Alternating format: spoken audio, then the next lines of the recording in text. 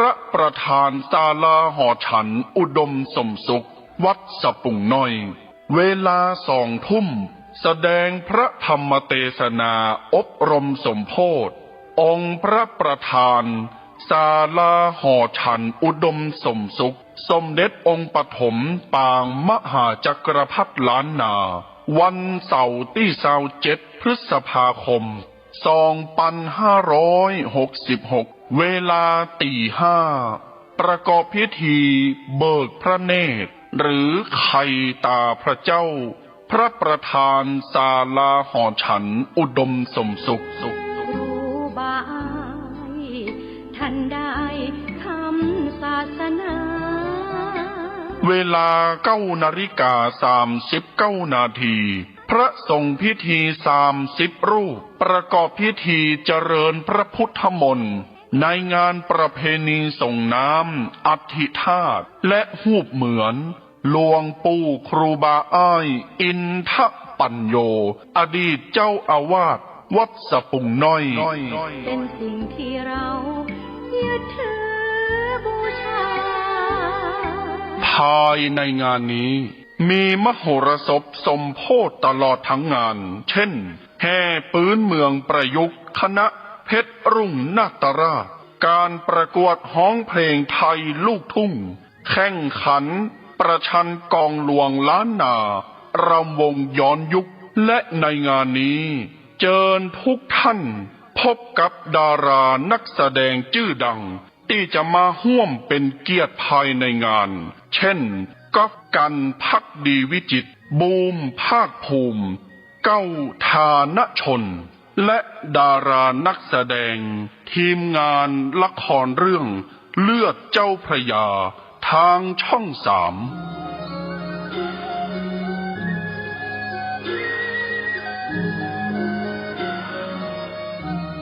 ติดต่อสอบถามร่วมทำบุญได้ที่พระสมุกฤตนิธิทัศน์เจ้าอาวาสวัดสะปุงน้อยเบอร์โทรศัพท์063-756-1681กินตาลหยาดน้ำนาบุญหลวงหลายจักสุขสบายจาดนี้ปลายหน้า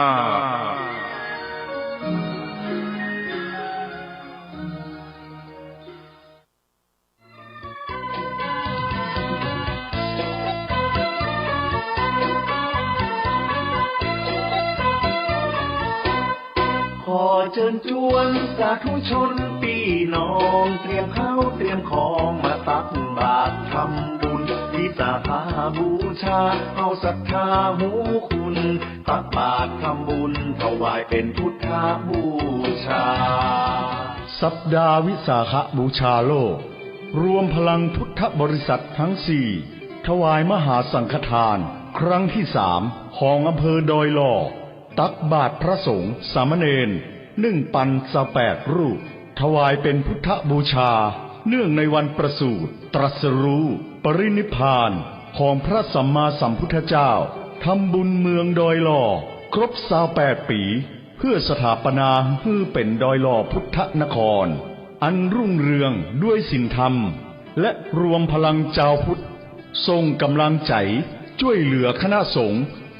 323 วัด4 จังหวัดชายแดนภาคใต้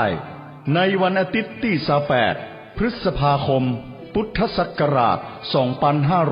2566 เวลา 6 โมงเมื่อเจ้าณถนนมัชชิมาหรือทางสายกลางศูนย์ปฏิบัติธรรมดอยหล่อหมู่ที่ 7 บ้านป่งจ้อซอย 2 ตำบลสันติสุขอำเภอดอยหล่อจังหวัดเชียงใหม่โดยมีพระครูสุนทรธรรมานุโยคเจ้าคณะอำเภอดอยหล่อเป็นประธานฝ่ายสงฆ์และคุณวาสนาบุญธรรมช่วยนายอำเภอดอยหล่อเป็นประธานฝ่ายคฤหัสถ์ติดต่อสอบถามรายละเอียดเพิ่มเติมได้ที่โทรศัพท์081-881-1866บ่ได้ลืมเตรียมข้าวสารอาหารแห้งนุ่งชุดขาวมาตักบาตรกันนักเน้อ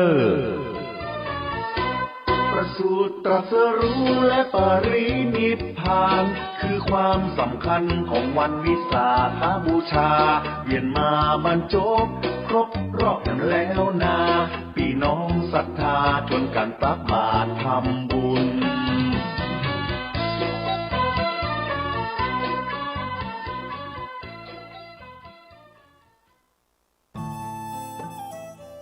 ท่านกำลังติดตามรับฟังสถานีวิทยุกระจายเสียงพระพุทธศาสนาแห่งชาติและสังคม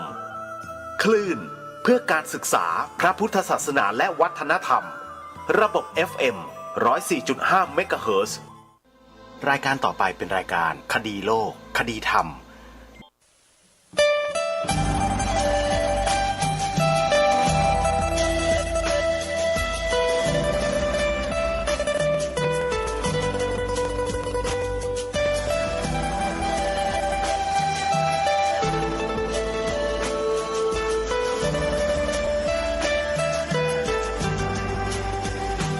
กล้าคิดก็ต้องกล้าทำอย่ากลัวถ้าทำความดีเป็นศึกษาปัญหาให้ทันท่วงทีเมืองไทยจะพัฒนากว่านี้รายการดีๆคดีโลกคดีธรรมขอรำพันบรรยายความคิดเครื่องหมายแห่งสีทั้งสามงามถนัดขาวคือบริสุทธิ์สีสวัสดิ์หมายพระไตรรัตน์และธรรมะคุ้มจิตไทยแดงคือโลหิตเราใสซึ่งยอมสละได้เพื่อรักษาชาติศาสนาน้ำเงินคือสีโสภาอันจอมประชาพระโปรดเป็นของส่วนองค์จับริ้วเข้าเป็นไตรรงค์จึงเป็นสีธงที่รักแห่งเราชาวไทยทหารอวตารนำไปยงยุทธวิชัยวิชิตก็ชูเกียรติสยามประเทศไทยที่เจริญมั่นคงมาได้จนถึงทุกวันนี้มิได้เกิดขึ้นจากความหวาดกลัวอย่างคลาดเขลาแต่บรรพบุรุษไทยของเราทุกยุคทุกสมัยล้วนแต่มีความกล้าหาญและชาญฉลาดปกป้องเอกราชสร้างชาติให้เกิดความมั่นคงโดยมีธงแห่งพระไตรรัตน์เป็นเครื่องนำชัยจึงเป็นที่มาที่ไปของรายการคดีโลกคดีธรรมกล้าคิดก็ต้องกล้าทำอย่ากลัวถ้าทำความดีเป็นศึกษาปัญหาให้ทันท่วงทีเมืองไทยจะพัฒนากว่านี้รายการดีๆคดีโลกคดีธรรมรายการดีๆคดีโลกคดีธรรม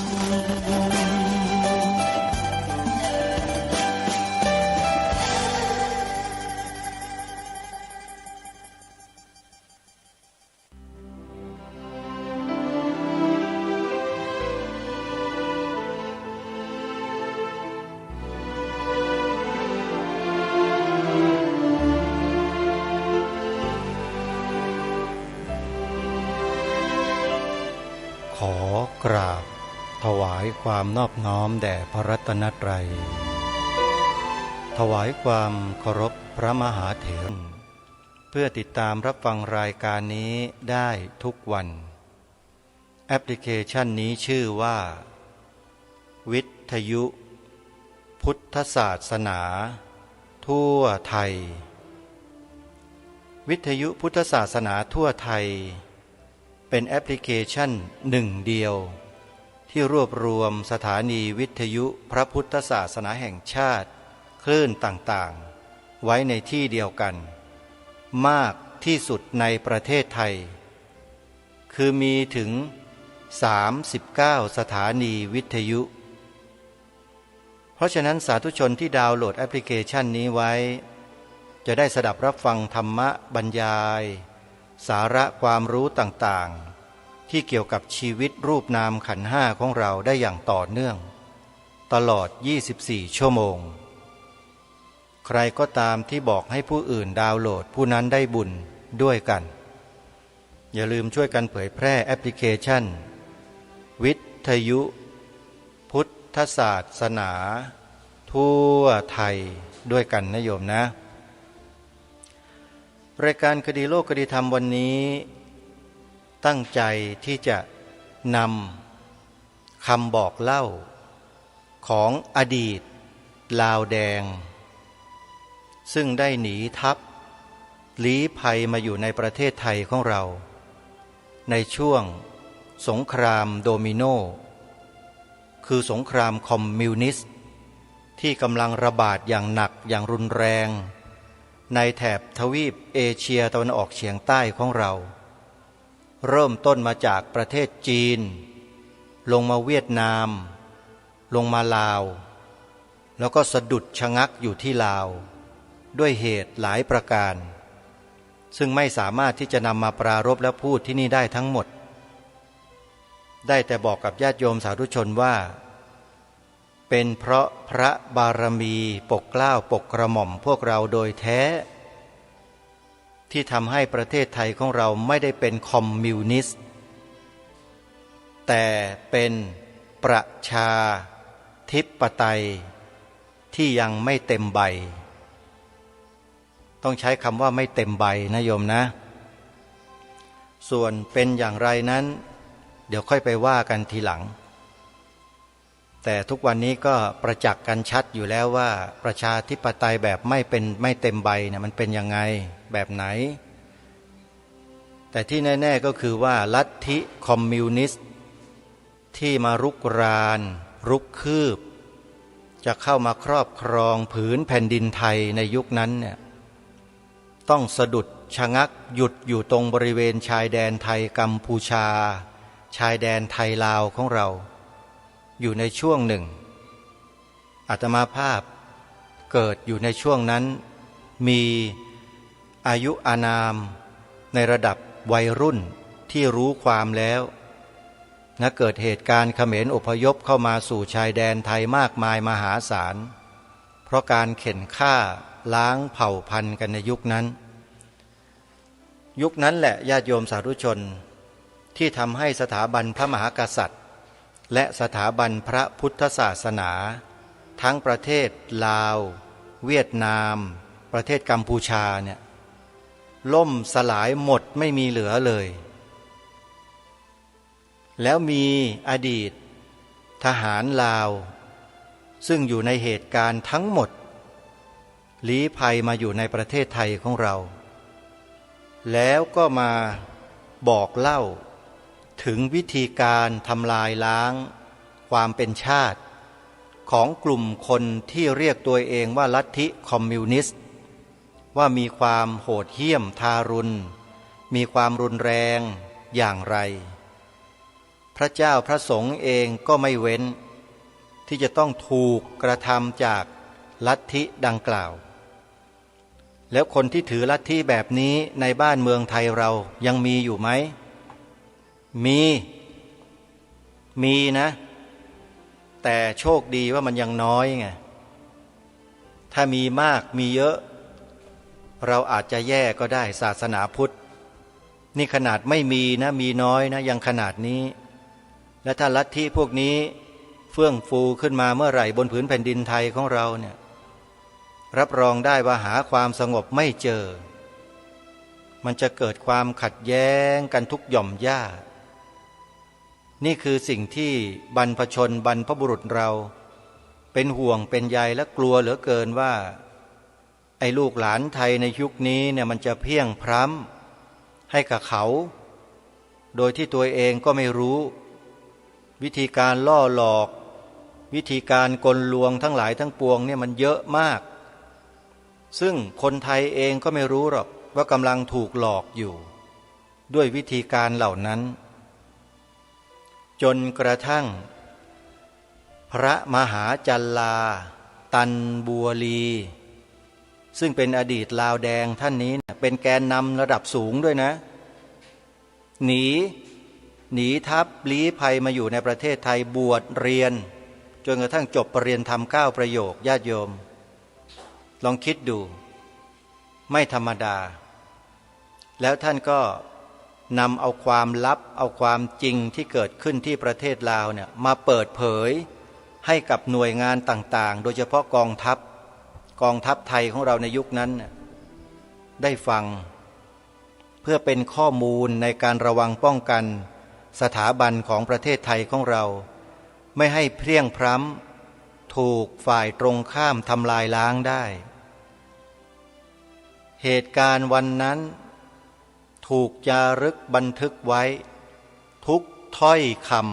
ำที่อดีตทหารลาวแดงท่านนี้ซึ่งเป็นผู้บังคับบัญชาระดับสูงนะสูงทีเดียวแหละมาให้ข้อมูลกับประเทศไทยของเราแล้วทางการก็นำเอาข้อมูลนี้แหละมาประยุกต์ใช้ในการระวังป้องกันประเทศของเราเองจนอยู่รอดปลอดภัยเป็นเอกราชนครมาจนถึงวันนี้ได้ก็เพราะบรรพบุรุษบรรพชนเราไม่ย่อท้อไม่ท้อถอยไม่เป็นคนโง่ที่ให้ใครมาหลอกง่ายๆส่วนใครกำลังถูกหลอกใช้อยู่อันนี้ก็ว่าเป็นรายๆไปเป็นเคสไปแต่เราจะไม่มีวันถูกใครหลอกได้เพราะเรายึดมั่นอยู่ในหลักการและอุดมการณ์ของชาติบ้านเมืองอย่างเหนียวแน่นมั่นคง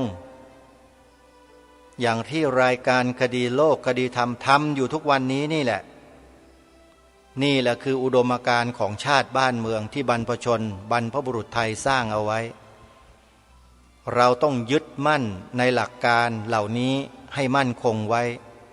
ใครก็ไม่สามารถมาถอนรากถอนโคนสิ่งเหล่านี้ของเราได้ถ้าเราช่วยกัน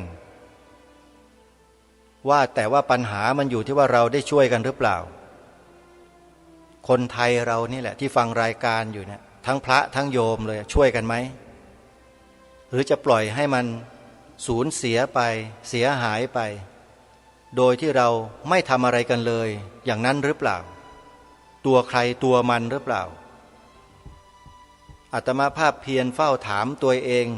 อย่างนี้มาโดยตลอดก่อนที่จะตัดสินใจมาทำหน้าที่ตรงนี้มันก็ตัดสินใจแล้วก็มาทำหน้าที่อยู่ตรงนี้เป็นกระบอกเสียงเป็นสื่อเป็นข้อมูลให้กับพี่น้องคนไทยให้กับพุทธศาสนิกชนคนไทยของเราซึ่งเป็นประชากรส่วนใหญ่ของประเทศเนี่ยได้รับรู้รับทราบส่วนท่านจะรับรู้รับทราบและเข้าใจมากน้อยเพียงใดก็ขึ้นอยู่กับแต่ละท่าน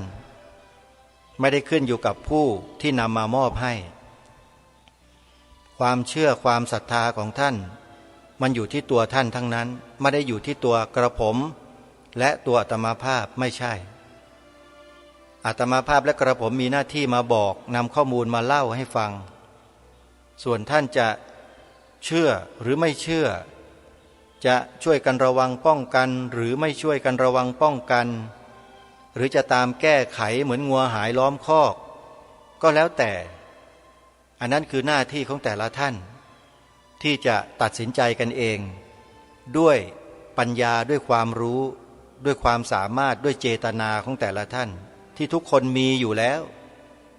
แต่จะทำหรือเปล่าเท่านั้นเองอันนี้จึงขอฝากกับทุกฝ่ายทุกท่านเอาไว้ว่าพวกเราจงอย่าตกอยู่ในความประมาทกันเลยรายการนี้ย้ำหลายครั้งแล้วมีขบวนการที่จะล้มประเทศไทยของเราอยู่ตลอดเวลาทั้งสองฝ่ายเลยฝ่ายโลกเสรีฝ่ายโลกสังคมนิยมกำลังจะบีบกำลังจะผสมผสานกำลังที่จะมา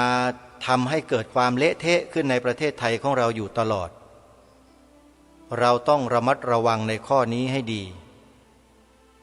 วิธีการหนึ่งที่ทำให้เรานั้นไม่ตกอยู่ภายใต้อำนาจลัทธิความเชื่อของทั้งสองฝ่ายมีวิธีหนึ่งนะวิธีหนึ่งนี้ลัดตรงเลยก็คือศึกษาหลักพุทธธรรมให้ชัดเจนถูกต้องอันนี้คืออันดับที่หนึ่งนะต้องศึกษาเรียนรู้ทำความเข้าใจให้ถูกต้องถึงสภาวะทั้งหลายทั้งปวงตามความเป็นจริงให้ชัดเจนหรือจะพูดภาษาง่ายๆก็คือให้เจริญวิปัสสนากรรมฐานซะแล้วจะเข้าใจเองแต่จะมีสักกี่คนที่จะมาเดินจงกรมนั่งสมาธิด้วยความเพียรพยายามระดับสูงๆจะต้องอดต้องทนต้องอึดจะมีสักกี่คนเนาะที่จะทนได้ในยุคนี้มันก็ยากอีกนั่นแหละเพราะมนุษย์ทุกวันนี้ใจมันไหลลงไปสู่ที่ต่ำกันทั้งนั้นเลยถูกดึงดูดด้วยแสงสีเสียงที่อยู่ในจอสี่เหลี่ยมเนี่ยนั่นแหละตัวร้ายเลยนั่นแหละที่มันสามารถบั่นทอนปัญญาสัมมาทิฏฐิของผู้คนในโลกใบนี้ลงเรื่อยๆลงเรื่อยๆจนกระทั่งหมดความเป็นปัญญาสัมมาทิฏฐิแล้วเมื่อนั้นแหละมิจฉาทิฏฐิก็จะเข้าครอบงำจิตใจของผู้คนในสังคมเรื่อยๆครอบงำเรื่อยๆฝังลงไปเรื่อยๆเริ่มแน่นขึ้นเรื่อยๆแน่นขึ้นจนกลายเป็นสันดานทีนี้แหละเมื่อเป็นสันดานมิจฉาทิฏฐิขึ้นมาแล้วเนี่ยมันจะเกิดแต่อันตรายไม่เกิดความปลอดภัยอะไรเลยสิ่งที่เป็นสัมมาทิฏฐิหรือเป็นต้นกำเนิดของสัมมาทิฏฐิอย่างพระบวรพุทธศาสนาเราเนี่ยแน่นอนจะต้องถูกดำเนินการไม่อย่างใดก็อย่างหนึ่งเพื่อให้เกิดความอ่อนแออ่อนล้าท้อถอยเบื่อหน่ายเซ็งและสุดท้ายก็ละทิ้งเสร็จก็ไปรับเอาลัทธิอื่นเข้ามาแทนเพราะมันสบายกว่าไม่ต้องใช้ความเพียรความพยายามอะไรเพียงแค่กินยาโดปมันทุกวันแล้วก็ผสมพันธุ์กันผลิตมนุษย์ออกมาให้มากๆมนุษย์มิจฉาทิฏฐิให้มันเยอะๆอย่างเงี้ยอันนี้ขออภัยนะท่านผู้ฟังที่พูดจาแบบตรงๆอย่างนี้มันชัดเจนดีไม่ต้องไปอ้อมค้อมไอ้ลัทธิแบบเนี้ยมุ่งแต่จะผสมพันธุ์กันเพื่อให้เกิดลูกเกิดหลานกันเยอะๆมุ่งเน้นจำนวนประชากรให้มากๆเนี่ยไอ้ลัทธิพวกนี้อันตรายมากประเทศญี่ปุ่นเนี่ยเขาไม่เอาเลยนะไอ้ลัทธิเนี้ยญาติโยมไปศึกษาดูกันเองด้วยว่าลัทธิใดที่ญี่ปุ่นไม่ยอมรับแล้วจะทราบเองพิมพ์เข้าไปใน Google นั่นน่ะลัทธิที่ญี่ปุ่นปฏิเสธพิมพ์ยังไงก็ได้ลัทธิความเชื่อที่ญี่ปุ่นไม่ยอมรับอะไรก็แล้วแต่โยมก็จะรู้เองแต่ถ้าจะให้รู้ลึกรู้แบบละเอียดรู้แบบถึงกึ๋นต้องมาดูคลิปใน YouTube ที่เคยแนะนำชื่อคลิปว่ารวมพลังคนไทยพุทธต้องฟังต้องศึกษานะโยมถึงจะรู้ถ้านั่งเฉยๆไม่รู้โยมให้ตายจากโลกนี้ไป100 ล้านชาติถ้านั่งเฉยๆไม่ขวนขวายหาความรู้ไม่พัฒนาความรู้ให้กับตัวเองมันก็ไม่มีวันจะรู้พระพุทธเจ้าตรัสไว้ชัดว่าสุดสูสังละพะเตปัญญังการฟังด้วยดีย่อมได้ปัญญารายการคดีโลกคดีธรรมมีหน้าที่พูดมีหน้าที่แนะนำมีหน้าที่บอกเล่าบอกกล่าวพวกเราให้ทราบให้รู้ถึงแหล่งข้อมูลที่มาในเรื่องราวเหตุการณ์ต่างๆให้พวกเราได้เข้าไปสัมผัสเข้าไปดูเข้าไปฟังกันมีหน้าที่บอกเท่านี้เองส่วนความรู้ความเข้าใจมันก็ขึ้นอยู่กับปัญญาของแต่ละท่านว่าจะขบคิดพิจารณาให้เห็นภาพชัดเจนและเป็นไปในทิศทางเดียวกันได้หรือไม่มันขึ้นอยู่กับผู้ฟังทุกท่านเองผู้ดำเนินรายการชี้นำไม่ได้แต่แนะนำนะฮะแต่จะชี้นำได้คือชี้นำให้แปลงความหมายสีขาวในธงชาติไทยเนี่ยให้หมายถึงพระพุทธศาสนาเท่านั้นอันนี้ชี้นำเลยเพราะอะไรที่กล้าชี้นำเรื่องนี้ก็มันเป็นความถูกต้องไงของประเทศนี้ที่เป็นเอกราชนคร ไม่ใช่เป็นประเทศขี้ข้าไม่ใช่เป็นประเทศเป็นทาสใครเพราะฉะนั้นสีขาวในธงไตรรงค์หมายถึงสถาบันสูงสุดของประเทศคือศาสนานั้นหมายถึงศาสนาพุทธเท่านั้นศาสนาอื่นไม่ใช่ใครอย่าเที่ยวมาเลอะเทอะนะมาทำให้ธงชาติไทยเปรอะเปื้อนเพราะพระองค์ผู้ทรงพระราชทานความหมายและผืนธงนี้เอาไว้นั้นตรัสไว้ชัดในหมวดของสีขาวว่าขาวคือบริสุทธิ์สีสวัสดิ์คำว่าบริสุทธิ์สีสวัสดิ์คือเพียวทรายไม่มีสิ่งเจือปนใดๆอื่นเลยมีอยู่สิ่งเดียวเท่านั้นนะโยมความหมายตรงนี้เนี่ยตีความให้ออกในเบื้องต้นเขาเรียกว่าบทประธานก่อนขาวคือบริสุทธิ์สีสวัสดิ์แล้วพระองค์ก็จะทรงขยายว่าหมายถึงอะไรหมายถึงพระไตรรัตน์และธรรมะคุ้มจิตไทยในที่นี้จะแปลงเป็นอย่างอื่นไม่ได้เลยฮะพระองค์ทรงกำหนดไว้เฉพาะพระบวรพุทธศาสนาเท่านั้นด้วยเหตุนี้รายการคดีโลกคดีธรรมจึงกล้าที่จะท้าทายทหาร3เหล่าทัพกล้ายืนยันหรือยืนหยัดอยู่บนความถูกต้องอันนี้ไหมกล้าไหมเป็นทหารน่ะกล้าหรือเปล่ากล้ายืนหยัดอยู่บนความถูกต้องนี้ถ้ากล้ายืนหยัดจะเป็นทหารที่กล้าจริงเนี่ยยืนหยัดสิตามรอยเบื้องพระยุคลบาทองค์พระมหากษัตริย์อย่าอ้างความจงรักภักดีแล้วไม่กระทำการแล้วอย่าอ้างความจงรักภักดีนะ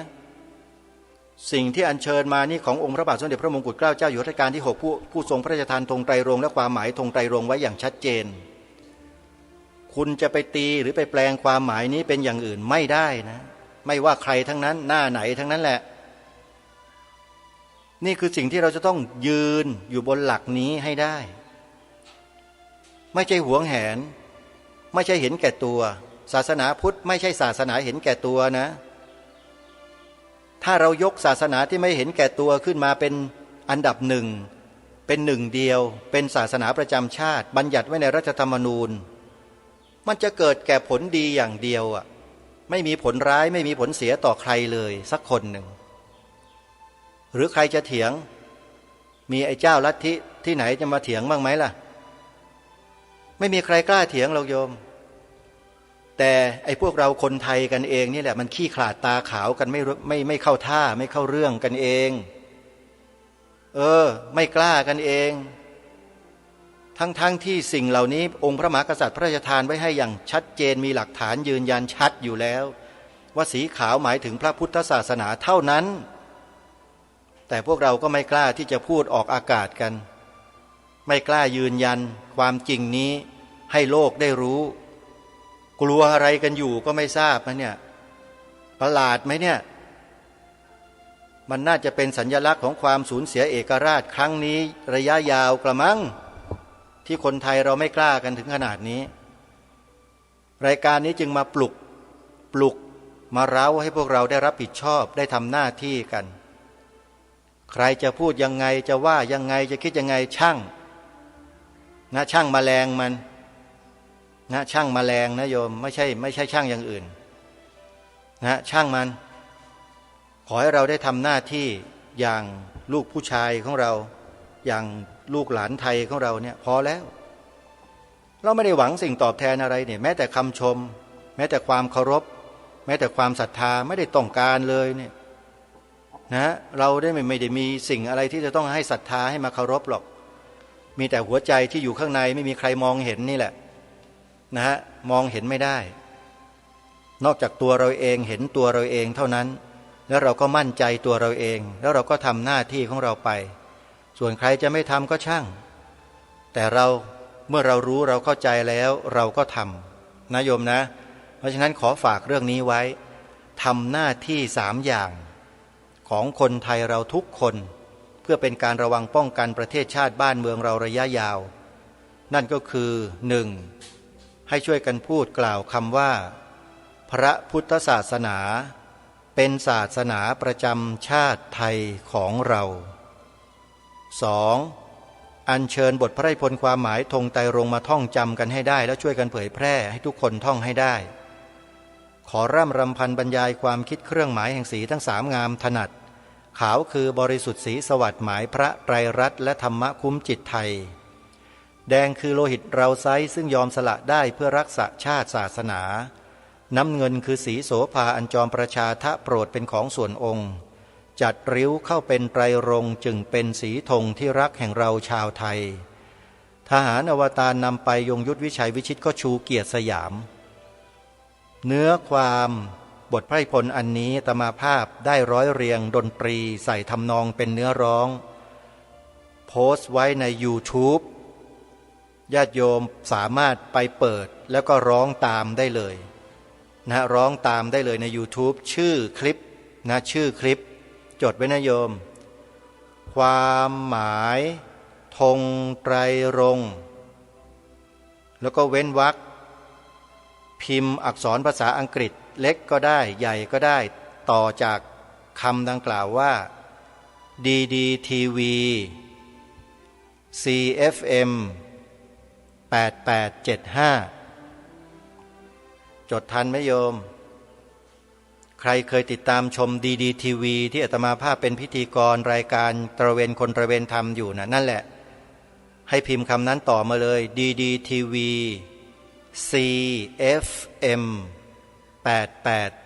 8875ต่อจากคำว่าความหมายธงไตรรงค์แล้วก็ไปจดไปจำกันเอาเองโยมเผยแพร่ให้แล้วนะไม่ใช่ไม่เผยแพร่บอกแล้วนะไม่ใช่บอกไม่บอกบ่อยด้วยแล้วหลายครั้งด้วยแล้วถ้าเรายังไม่สนใจไม่ใส่ใจกันอยู่ต่อไปทีนี้ก็ตัวใครตัวมันอาตมาภาพทำหน้าที่จนถึงที่สุดด้วยการบอกด้วยการแนะกันถึงขนาดนี้แล้วนะโยมนะที่เหลือเราท่านทั้งหลายทำกันเองและต้องช่วยกันทำด้วยนะเป็นการสืบสารรักษาต่อยอดนะขององค์บุรพมหากษัตริย์ไทยของเราอย่างแท้จริง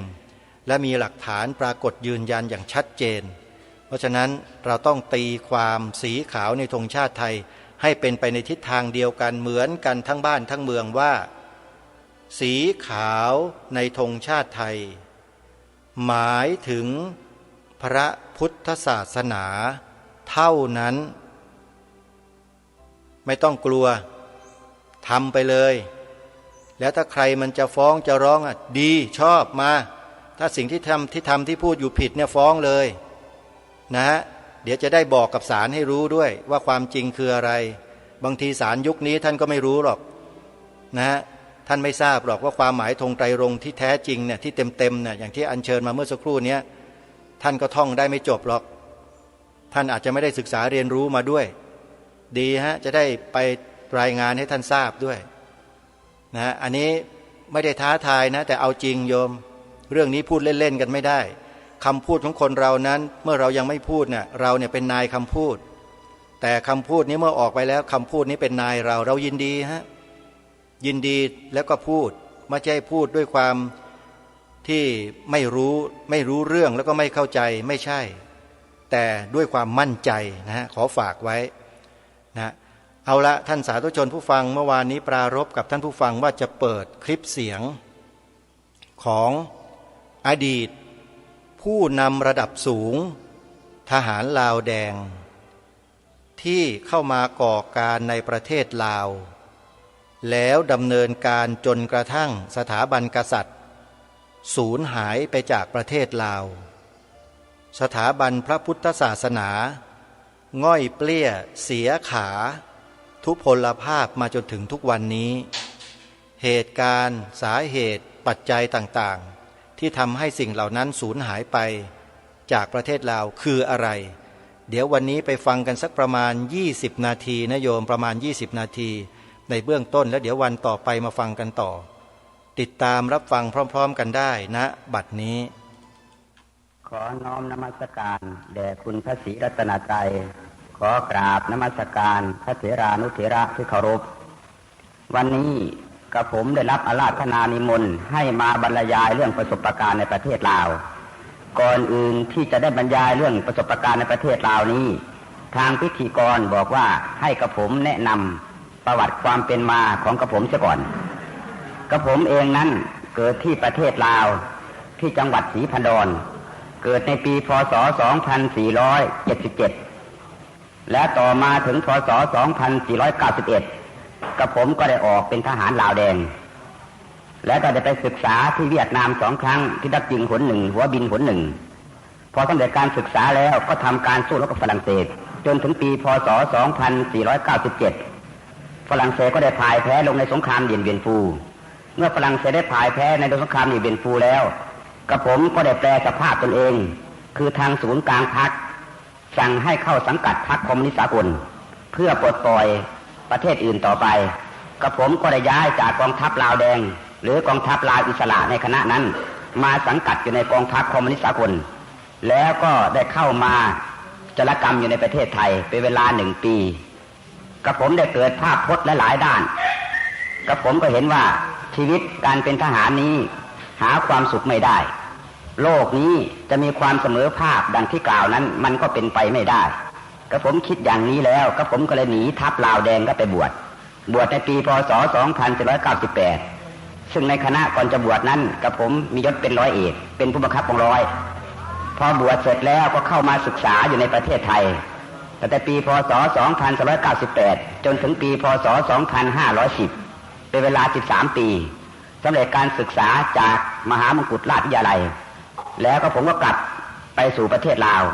อยู่ในประเทศลาวได้9 ปีคอมมิวนิสต์เข้ายึดครองประเทศลาวได้กับผมก็โชคดีเพราะเขาถือว่ามีมูลเชื้อในการต่อสู้มาแต่ดั้งเดิมของเขาไม่จำเป็นต้องเอากับผมไปปลูกผักและเลี้ยงหมูเขาเลยให้กับผมเข้าเป็นสมาชิกของพรรคเหมือนเดิมกับผมก็เป็นกับเขาอยู่1 ปีก็เห็นว่าท่าทีอย่างนี้ไม่ใช่ท่าทีเพื่อสร้างสรรค์แต่เป็นลักษณะทำลายชาติลาวโดยกงกับผมก็เลยหนีจากประเทศลาวมาสู่ประเทศไทยในปีพ.ศ. 2519อันนี้คือประวัติโดยย่อของกับผมทีนี้กับผมจะขอความเห็นใจกับพระเดชพระคุณท่านทั้งหลายในการบรรยายเรื่องประสบการณ์ในประเทศลาวนี้จำเป็นต้องเลยพูดด้านศาสนาเกี่ยวกับการเมืองด้านการเมืองเกี่ยวกับศาสนาอย่างหลีกไม่ได้ทางนี้เพราะประเทศลาวของกับผมนั้นได้แบ่งออกเป็น2 ยุคใหญ่ในยุคต้นเรียกชื่อประเทศว่าพระราชอาณาจักรลาวในยุคนั้นประเทศลาวก็เหมือนกันกับประเทศไทยคือปกครองด้วยระบอบประชาธิปไตยมีพระมหากษัตริย์เป็นประมุขของชาติต่อมาเมื่อ4 ปีให้หลังผ่านมานี้ประเทศลาวได้มีการเปลี่ยนแปลงการปกครองใหม่เรียกชื่อประเทศใหม่ว่าสาธารณรัฐประชาธิปไตยประชาชนลาวปกครองด้วยระบอบสังคมนิยมอ่อนๆในยุคหลังนี้พระสงฆ์ลาวจำเป็นต้องประกอบส่วนตามที่ผู้นำลาวแดงเรียกร้องพระสงฆ์ลาวรูปใดเมื่อผู้นำลาวแดงเรียกร้องให้ประกอบส่วนแล้วถ้าไม่ยอมปฏิบัติตามรูปนั้นเขาถือว่าเป็นปฏิการต้านการปฏิวัติของเขาจะดับสูญชีวิตคือฆ่าเสียทันทีเช่นท่านอาจารย์ชาคำแดงที่จังหวัดศรีพันดรท่านอาจารย์องค์นี้เป็นพระที่ประชาชนลาวภาคใต้ให้ความเคารพนับถือยิ่งนักเมื่อพวกลาวแดงยึดอำนาจรัฐได้แล้วเขาก็เห็นว่าถ้าพระอาจารย์ชาคำแดงนี้มาร่วมขบวนการด้วยก็จะเป็นเหตุขบวนการของเขาก้าวไปได้ไกลขึ้นเขาเลยไปอาราธนานิมนต์ท่านให้ประกอบส่วนด้วยท่านก็ปฏิเสธไม่ยอมปฏิบัติตามเมื่อท่านไม่ปฏิบัติตามเขาก็เลยเอาท้ายปืนอาก้าถวายท่านดับสูญชีวิตของท่านไปทันทีอีกองค์หนึ่งคือท่านอาจารย์บุญมากที่จังหวัดนครจำปาสักท่านอาจารย์บุญมากรูปนี้เป็นลูกศิษย์ของท่านอาจารย์มั่นโพลิทัตโตแห่งประเทศไทยซึ่งได้ส่งไปเผยแพร่ศาสนาด้านปฏิบัติหรือที่พวกเราเรียกว่ากรรมฐานที่ประเทศลาวเป็นเวลายาวนานถึง30 กว่าปีเศษมาแล้วเป็นพระที่ปฏิบัติดีปฏิบัติชอบเป็นที่เคารพสักการะของพุทธศาสนิกชนของลาวภาคใต้เมื่อพวกลาวแดงยึดอำนาจรัฐได้แล้วเขาก็หวังจะใช้พระอาจารย์บุญมากนี้ให้เป็นประโยชน์ในด้านการเมืองเขาก็ไปอาราธนานิมนต์ท่านให้ประกอบส่วนด้วยท่านก็ปฏิเสธไม่ยอมปฏิบัติตามทางนี้เพราะท่านอาจารย์บุญมากรูปนี้เป็นพระที่มีวิชาความรู้ท่านได้พิจารณาเห็นว่าทฤษฎีการปกครองแบบใหม่นี้มันเป็นวัตถุนิยมล้วนไม่ยอมรับเอาศาสนาซึ่งเป็นจิตตนิยมเมื่อท่านปฏิเสธไม่ยอมปฏิบัติตามเขาก็เลยเอาท้ายปืนอาก้าถวายอีกเช่นกันด้วยเหตุนี้พระสงฆ์ลาวในยุคหลังรวมทั้งตัวกับผมด้วยใจไม่เข้มแข็งพอเพราะกลัวท้ายปืนอาก้าของเขาก็จึงจำเป็นต้องได้ประกอบส่วนกับเขา การประกอบส่วนนั้นก็แล้วตั้งแต่ความรู้ความสามารถของพระแต่ละองค์อยู่ที่ลาวภาคใต้คือที่จังหวัดจำปาสักปากเซศรีพันดรนั้นถ้าพระองค์ไหนเป็นพระผู้เฒ่าผู้แก่ไม่มีเลี้ยวไม่มีแรงเขาก็ให้สารหมวกสารตะกร้าเพื่อแลกข้าวสารกินวันละ3 ขีดครึ่งถ้าองค์ไหนหนุ่มลงมาหน่อยขนาดพระเดชพระคุณท่านทั้งหลายนี้เขาก็ให้เลี้ยงหมูเลี้ยงเป็ดเลี้ยงไก่ปลูกผักตามสภาพของแต่ละองค์นี่แหละเรียกว่าสภาพการประกอบส่วนของเขาสำหรับตัวกับผมเองนั้นโชคดีไม่ได้เลี้ยงหมูเขาหรอกครับทางนี้เพราะเขาถือว่ากับผมเองนี้มีมูลเชื้อในการต่อสู้มาแต่ดั้งเดิมคือกับผมเองนั้นก่อนจะบวชกับผมก็ได้เป็นทหารลาวแดงมาแล้วเรียกว่าเป็นทหารลาวอิสระมาแล้วทีนี้พวกลาวแดงต่างๆในปัจจุบันนี้ส่วนที่เป็นหัวหน้าคือเป็นนายพันนายพลนั้นส่วนมากก็เป็นเพื่อนเก่าของกับผมเท่านั้นซึ่งแต่ก่อนนั้นเขาเข้าใจว่ากับผมนี้สูญเสียชีวิตในสนามรบไปแล้วที่จริงกับผมไม่ได้ตายกับผมหนีทัพเพราะว่าเข้ามาเขาก็จำได้เขาเลยดึงกับผมออกจากการจัดตั้งในวงการคณะสงฆ์ไปสู่การจัดตั้งในทางโลกระดับแรกนั้นเขาก็แต่งตั้งกับผมให้เป็นสมาชิกสภาผู้แทนตำบลเป็นทางเพศผ้าเหลืองอย่างนี้นะท่านนะครับพอต่อมาก็เลื่อนขึ้นเป็นสมาชิกสภาผู้แทนอำเภอและต่อมาก็เลื่อนขึ้นเป็นสมาชิกสภาผู้แทนจังหวัดและต่อมาก็เลื่อนขึ้นมาเป็นคณะบริหารรัฐครอบคลุม6 จังหวัดภาคใต้ของลาวมีจังหวัดจำปาสักปากเซศรีพันดรอัตตปือสะละวันและวาปีคำทองโดยเหตุนี้พระเดชพระคุณท่านทั้งหลายถ้าใครยังไม่เคยเห็นหน้าคอมมิวนิสต์ใหญ่ก็ดูหน้ากับผมนี่ก็ได้และเมื่อเป็นดังนี้กับผมบรรยายเรื่องศาสนาและการเมืองปะปนกันไปอย่างนี้กับผมจึงขอความเห็นใจกับพระเดชพระคุณทั้งหลายอย่านึกว่ากับผมนี่มาเล่นการเมืองมาพูดการเมืองกับผมไม่มีเจตนาเช่นนั้นเจตนาของกับผมมาพูดในวันนี้เพียงแต่ว่านำเอาประสบการณ์ซึ่งกับผมได้รู้ได้เห็นได้กระทำด้วยตนเองในประเทศลาวมาเล่าถวายพระเดชพระคุณเท่านั้นพระเดชพระคุณฟังได้พระเดชพระคุณก็ฟังฟังไม่ได้ก็ฟังทางนี้พระเดชพระคุณมีหน้าที่ฟังจำเป็นต้องฟังนี่ผู้เป็นคอมมิวนิสต์เก่าพูดแบบนี้นะครับ ทีนี้กับผมจะย้อนพาพระเดชพระคุณไปดูประวัติศาสตร์ลาวเพื่อจะได้เห็นภาพพจน์อย่างชัดแจ้งขึ้นว่าความเป็นมาของประชาชนลาวนั้นเป็นมาอย่างไรศาสนาเข้าสู่ประเทศลาวนั้นเป็นลักษณะอย่างไรจะได้เห็นภาพพจน์อย่างชัดแจ้งว่าลาวและไทยนั้นถ้าแท้แล้วก็มีสายเลือดเป็นอันหนึ่งอันเดียวกันนั่นเองประชาชนอันที่เรียกว่าประชาชนลาวในปัจจุบันนี้แรกเริ่มเดิมทีก็มีถิ่นฐานบ้านช่องอยู่ที่แม่น้ำฮวงโหแม่น้ำเยียงซีเกียงประเทศจีนโน้นแล้วอยู่ต่อมาก็ถูกจักรพรรดิจีนลุกไล่ลงมาเป็นลำดับแล้วได้มาตั้งถิ่นฐานอยู่ที่หนองแสตั้งถิ่นฐานที่หนองแสได้ประมาณ300 ปีเศษก็ถูกจักรพรรดิจีนลุกไล่ลงมาอีกแล้วแต่กระจายกันออกเป็น2 สายใหญ่สายหนึ่งไปตั้งถิ่นฐานตามริมแม่น้ำโขงสายนั้นเรียกว่าไทยน้อยหรือเรียกว่าประชาชนลาวในปัจจุบันส่วนอีกสายหนึ่งมาตั้งถิ่นฐานตามริมแม่น้ำเจ้าพระยาสายนั้นเรียกว่าไทยใหญ่หรือเรียกว่าประชาชนไทยในปัจจุบันส่วนอีกสายหนึ่งซึ่งเป็นสายย่อยๆได้แตกออกจาก2 สายใหญ่นี้ข้ามประเทศพม่าลงไปสู่ประเทศอินเดียไปเป็นไทยอัสสัมหรือไทยอาหมที่ประเทศอินเดียโน้นและยังเหลือตกค้างที่ประเทศพม่าอีกที่เรียกว่าไทยใหญ่ประมาณ3 ล้านเศษอันนี้คือประวัติศาสตร์ความเป็นมาโดยย่อของประชาชนลาวกับผมเล่าแต่เพียงเท่านี้ก็หวังว่าพระเดชพระคุณท่านทั้งหลายคงจะทราบแล้วว่าลาวและไทยนั้นที่แท้แล้วก็มีเลือดเนื้อเชื้อไขเป็นอันหนึ่งอันเดียวกันนั่นเองทีนี้สำหรับศาสนาเข้าสู่ประเทศลาวนั้นแบ่งออกเป็น3 ระยะในระยะแรกเมื่อประชาชนลาวมาตั้งถิ่นฐานตามริมแม่น้ำโขงก็ได้เอาเมืองคำทองหรือที่เรียกว่านครหลวงพระบางในปัจจุบันนี้เป็นนครหลวงของประเทศอยู่ต่อมาประมาณ600 ปีเศษมานี้ได้มีกษัตริย์พระองค์หนึ่งอุบัติขึ้นที่เมืองคำทองทรงพระนามว่าเจ้าฟ้างุ่มเจ้าฟ้างุ่มนี้เมื่อทรงอุบัติขึ้นมามีพระทนคือมีลิ้นไม่เหมือนคนทั้งหลายปลายลิ้นเป็นสีดำภาษาลาวเรียกว่าลิ้นกามเมื่อเป็นดังนี้ประชาชนก็เห็นว่าเจ้าฟ้างุ่มนี้ขืนเอาไว้จะเป็นกาลีบ้านกาลีเมืองก็เลยทำแพล่องท่านไปตามลำแม่น้ำโขงนะเป็นจนจะตกเหวอยู่แล้วในคณะนั้นมีพระมหาปาสมพระมหาเถระองค์หนึ่งชื่อว่าพระมหาปาสมันเป็นชาวเขมรได้มาปักกฏอยู่ที่ดอนไผ่ซึ่งเป็นเกาะที่ตั้งอยู่บนหัวเหวนะพอเห็นแพเจ้าฟ้างุ่มลอยมาก็เลยเอาไม้เกาะดึงเข้ามาแล้วเอาเจ้าฟ้างุ่มนั้นมาเลี้ยงไว้จนมีพระชนมายุได้11 พรรษาและพระมหาปาสมันก็เลยส่งเจ้าฟ้างุ่มนี้ไปถวายพระเจ้าแผ่นดินเขมรพระเจ้าแผ่นดินเขมรก็ทรงประทับอยู่พระเจ้าฟ้างุ่มก็ทรงประทับอยู่ที่ประเทศเขมรจนมีพระชนมายุได้31 พรรษา พระเจ้าแผ่นดินเขมรก็ทรงยกพระธิดาให้พระองค์หนึ่งทรงพระนามว่าพระนางแก้วเกียงยาเป็นเอกอัครมเหสีพร้อมทั้งมอบกองทัพให้1 กองแล้วเจ้าฟ้างุ่มได้กองทัพจากประเทศเขมรแล้วก็บุกเข้ามาตีประเทศลาวยึดเอาเป็นทีละหัวเมืองตลอดทั่วประเทศแล้วก็มาตั้งเมืองหลวงอยู่ถิ่นเดิมคือเมืองคำทองพออยู่ต่อมาพระนางแก้วเกียงยามาอยู่ที่ประเทศลาวคือที่เมืองคำทองนั้นในคณะนั้นประชาชนลาวยังไม่มีศาสนาเป็นแก่นสารประชาชนส่วนมากถือผีฟ้าผีแถนถึงปีถึงเดือนมาก็ฆ่าสัตว์ตัดชีวิตเป็นการสังเวยพระเจ้า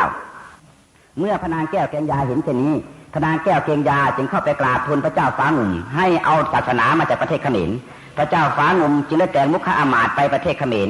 ไปอาราธนาศาสนาเข้ามาสู่ประเทศลาวพระเจ้าแผ่นดินเขมรจึงยกพระบางให้1 องค์และแต่งตั้งพระมหาปาสมันให้เป็นหัวหน้าคณะสงฆ์พร้อมด้วยคณะสงฆ์หมู่หนึ่งเข้ามาประดิษฐานไว้ที่เมืองคำทองแล้วเลยเปลี่ยนชื่อเมืองคำทองนั้นว่านครหลวงพระบางตามชื่อของพระบางซึ่งรับพระราชทานมาจากประเทศเขมรนั้นอันนี้เป็นศาสนาสายที่1เข้าสู่ประเทศลาวทีนี้ศาสนาสายที่2ศาสนาสายนี้ไปจากสุวรรณภูมิประเทศคือประเทศไทยนี่เองศาสนาสายนี้เมื่อเผยแพร่เข้าสู่ประเทศลาวก็เข้าไปที่นครหลวงเวียงจันทร์แล้วขยายตัวต่อไปถึงลาวภาคกลางลาวภาคกลางในคณะนั้นเรียกว่าเมืองมลุกขานครได้แก่นครพนมทางซีกฝั่งขวาและท่าแขกทางซีกฝั่งซ้ายของประเทศลาวรวม2 เมืองนี้เรียกว่าเมืองมลุกขานครแล้วขยายตัวต่อไปอีกจนทั้งจดชายแดนเขมรถึงเขตสตรึงแตงชายแดนเขมรและย้อนกลับมาขยายเผยแพร่ศาสนาขึ้นอยู่ที่จังหวัดนครจำปาสักอันนี้เป็นศาสนาสายที่2สำหรับศาสนาสายที่3นั้นได้แก่คณะสงฆ์วงธรรมยุทธศาสนาสายนี้ไปจากวัดบวรนิเวศวิหารในสมัยรัชกาลที่4ศาสนาคณะสงฆ์วงธรรมยุทธนี้เมื่อเข้าสู่ประเทศลาวก็แบ่งออกเป็น3 สายเหมือนกันสายหนึ่งไปประดิษฐานไว้ที่จังหวัดอุบลราชธานีให้เชื่อวัดสุปัตตนารามสายที่2นำโดยเจ้าคุณอุบาลีคุณุปมาจารย์สิริจันโทจันทร์นำศาสนาสายคณะสงฆ์วงธรรมยุทธนี้ไปประดิษฐานไว้ที่จังหวัดนครจำปาสักให้เชื่อวัดอมาตยารามสายที่3นำโดยท่านกำไปประดิษฐานไว้ที่จังหวัดศรีพันดรให้เชื่อวัดภูเขาแก้วอันนี้คือประวัติศาสตร์ความเป็นมาโดยย่อของศาสนาเข้าสู่ประเทศลาวด้วยเหตุนี้ศาสนาในประเทศลาวก็ดีในประเทศไทยก็ดีจึงเป็นอันหนึ่งอันเดียวกันโดยแท้ไม่มีอะไรแตกต่างกันเลยคณะสงฆ์ทั้ง2 นิกายทางธรรมยุทธและมหานิกายก็มีข้อวัดปฏิบัติแบบเดียวกันพระสงฆ์ที่บวชจากประเทศลาวเมื่อเข้ามาสู่ประเทศไทยก็เป็นที่ยอมรับของคณะสงฆ์ไทยว่ามีสมณะสังวาสเสมอด้วยสงฆ์ของลาวไม่ต้องบวชใหม่ไม่ต้องยติใหม่ไม่ต้องนับพรรษาใหม่พระสงฆ์ที่บวชจากประเทศไทยไปสู่ประเทศลาวก็เป็นที่ยอมรับของคณะสงฆ์ลาวว่ามีสมณะสังวาสเสมอด้วยสงฆ์ของลาวไม่ต้องบวชใหม่ไม่ต้องยติใหม่ไม่ต้องนับพรรษาใหม่นี้ชี้เห็นถึงความสัมพันธ์ระหว่างศาสนาในประเทศไทยและประเทศลาวทีนี้ย้อนกลับไปประเทศลาวในประเทศลาวนั้นเมื่อประชาชนลาวได้มาตั้งถิ่นฐานตามริมแม่น้ำโขงแล้วก็ปกครองกันมาด้วยความร่มเย็นเป็นสุขอยู่ต่อมาจักรพรรดิฝรั่งเศสก็ได้เข้ามาครอบครองผืนแผ่นดินลาวในปีพ.ศ. 2406เมื่อฝรั่งเศสมาปกครองผืนแผ่นดินลาวนี้ฝรั่งเศสได้บีบบี้จิตใจประชาชนลาวโดยการบังคับข่มเหงหนีบเต็งให้ประชาชนลาวจำต้องเสียสวยสหกรณ์ในฝรั่งเศสปีละ2 ครั้งครั้งละ16 เหรียญต้นปีก็ให้เสียสวยสหกรณ์ครั้งเรียกว่าเสียหัวการท้ายปีต้องเสียอีกครั้งเรียกว่าเสียหางการถ้าคนลาวคนใดไม่มีสวยสหกรณ์เสียฝรั่งเศสมันก็จับเข้าติดคุกติดตารางนี้คือสภาพการทารุณที่ฝรั่งเศสได้กระทำกับประชาชนลาวแต่ก็เป็นที่น่าแปลกประหลาดเหลือเกินว่าในสมัยที่ฝรั่งเศสปกครองผืนแผ่นดินลาวนั้นฝรั่งเศสก็นับว่าได้บีบบี้ใจประชาชนลาวจนถึงเพียงนี้แล้วแต่ทำไมคนลาวไม่หนีออกนอกประเทศเหมือนในสมัยปัจจุบันนี้ในสมัยปัจจุบันนี้ประเทศลาวมีท้องฟ้าสีทองผ่องอำไพปลดปล่อยแล้วซึ่งตนเองออกจากแอกไม้เข้าไปสู่แอกเหล็กประชาชนทั้งหลายอยู่ไม่ได้ต้องหลั่งไหลหนีออกนอกประเทศและคนที่หนีจากบ้านซึ่งตนเคยอยู่หนีจากอู่ซึ่งตนเคยนอนผัวพัดเมียเมียพัดผัวลูกพัดพ่อพัดแม่ในสภาพการอย่างนี้สมมุติว่ามันเกิดขึ้นกับพระคุณท่านมั่งพระคุณท่านจะมีความรู้สึกอย่างไร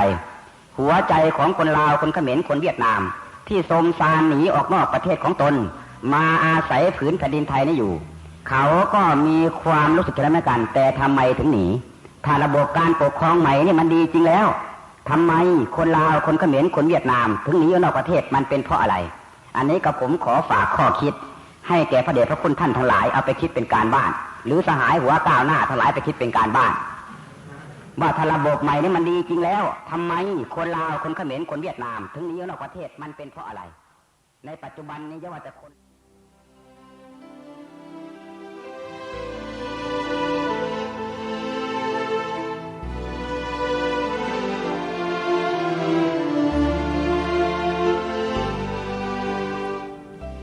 ญาติโยมสาธุชนท่านผู้ฟังทุกท่านด้วยเวลาของรายการของเราก็ไล่หลังเข้ามาใกล้จะหมดอาตมาภาพจึงต้องตัดสัญญาณมาที่ผู้ดำเนินรายการเพื่อมาสรุปในช่วงท้ายรายการสักนิดหนึ่งวันนี้ถือว่าเป็นวันเริ่มต้นที่นำเอาเหตุการณ์จริงที่เกิดขึ้นจริงที่ประเทศลาวในสมัยอดีตที่ผ่านมาเมื่อไม่กี่ปีมานี้เองโยมถ้าจะมองไปเนี่ยคือเมื่อปี2518 19 20ประเทศลาวประเทศเวียดนามประเทศกัมพูชาเรียบหมดไม่มีเหลือถูกดำเนินการถูกอะไรต่อไม่อะไรจนสถาบันล้มระเนระนาดกระจัดกระเจิงหนีลี้ภัยออกไปนอกประเทศหมดเลยแต่ทำไมประเทศไทยรักษาสถาบันของชาติเอาไว้ได้นี่แหละคือสิ่งที่ฝ่ายศัตรูฝ่ายตรงข้ามเกิดอาการทึ่งเกิดอาการฉงนสนเท่อย่างมากมายว่าทำไมเพราะอะไรส่วนหนึ่งที่มีความสำคัญก็คือพระสงฆ์นั่นถือว่าเป็นผู้ที่มีส่วนที่ทำให้ความเป็นเอกราชนครของประเทศนี้อยู่รอดปลอดภัยมาได้ญาติโยมสาธุชนทุกท่านเพราะฉะนั้นเดี๋ยววันพรุ่งนี้เดี๋ยวเราถ้าไม่ติดขัดอะไรเนี่ยเราก็จะมาฟังกันต่อเนื่องนะโยมนะท่านพระอาจารย์มหาจัลลาตันบัวลีกำลังพูดถึงเรื่องฝรั่งเศสที่เข้ามาดำเนินการอะไรกับประเทศลาวแล้วก็เกิดอาการจะต้องในการรุกรีหนีภัยต่างๆออกจากนอกประเทศกันจ้าละวันเลยแล้วถูกเบียดเบียนกันอย่างไรเดี๋ยววันต่อไปเรามาฟังกันวันนี้เวลาของรายการหมดท่านผู้ฟังอาตมาภาพต้องขอสมมุติยุติรายการไว้แต่เพียงเท่านี้ก่อนพบกับรายการได้ใหม่ในวันพรุ่งนี้ขอความสุขความสวัสดีในธรรมแห่งองค์สมเด็จพระบรมศาสดาสัมมาสัมพุทธเจ้าจงปรากฏเกิดมีขึ้นในจิตใจของท่านผู้ฟังทุกท่านทุกคน